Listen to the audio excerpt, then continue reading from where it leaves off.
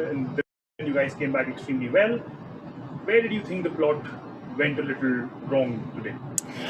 Look, I think it was mainly the execution through our first few overs. The first over went for 15 or 16, so you're on the back foot pretty much straight away there. You're right, we did fight our way back into the game. We clawed our way back. From sort of 7 to 14 was sort of in our favour, and I think they were only about 120 at the time for 4, so we're sort of hoping for a 170 sort of total. Might have been sort of in the ballpark, but our execution in the last sort of 4 to 5 overs was miles off where it needed to be. We continually fed Hardik Pandya where he wants the ball. Even Ishan Kishan kept getting away from us, and he's played well against us in all the games we've played against MI so far in this season. So, we felt that we planned really well. Our meetings leading into the game were probably as clear and as concise as they have been right through the tournament, but under pressure today, our execution was miles off. The next one, Ravichandran Ashwin took Rohit Sharma's wicket in the first over. However, he didn't continue his spell, and overall he again played really well, getting 3 wickets. Word on his innings, and why did you think he was removed from the attack in the beginning? I'm not sure exactly why. He might have gone out of the attack. I think who bowled the third over? Rabada bowled the third over, didn't he? So, or the fourth over. Yeah, look, I haven't asked the question of the captain yet, but one thing I know is that hindsight's a wonderful thing in our game. I'm sure the captain had all the right intentions and decisions that he made on the field, and we back all those decisions day in and day out. So you look, sometimes they come off and sometimes they don't. And today, we're outplayed by Mumbai. How difficult was it negotiating the early spell by Mumbai Indians? Was it extremely good bowling? Was it poor shots? What did you think was the issue in batting today? Oh, look, I think if you look at the dismissals, Prithvi looked like he got a good ball. Ajinkya also got one that swung back nicely.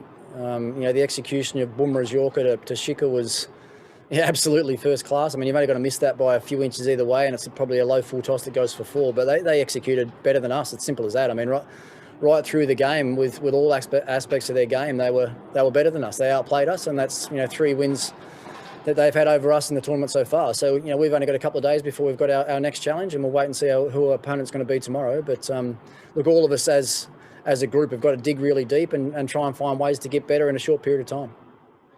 Marcus Stoinis fought really hard with his knock.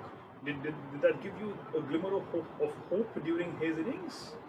Yeah, look, Marcus has probably been slightly frustrated right through the tournament that he hasn't had as much exposure up at the top of the order as he would have liked personally, but trying to get the balance right between our top order through this IPL has been difficult. But I think he showed today how classy a player he is. He's really developed his game against spin bowling and plays spin bowling particularly well off the front and back foot now. So yeah, look, it was great that we got something out of the game. He got some runs. Akshar Patel played really well with the bat, and they're the only real positives with Ashwin's bowling spell that you talked about earlier that we can take from it. So we've got to find a way to sit down and talk and learn, and as I said, make sure we're ready to go for our next challenge. Ricky, Rabada and Nokia were kept for the death overs. However, Kishan and Pandya really used that pace and played it to their strength. What did you think the team could have done different at that point in time?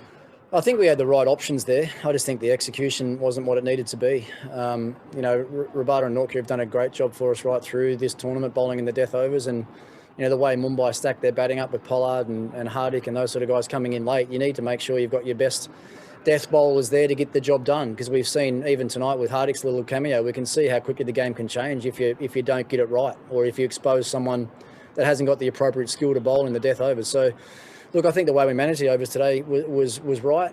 Just the execution let us down. Ricky, lastly, what would be the approach for Qualifier 2, considering it's at a different stadium, and who would you prefer facing?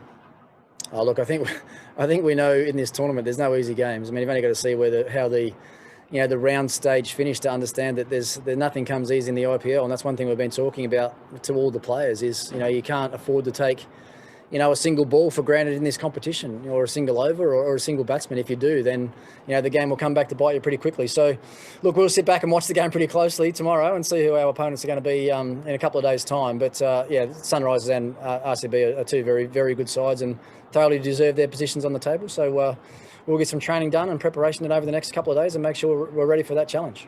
Ricky, thank you so much for your time and all the best for the next game. Cheers, mate. Thanks.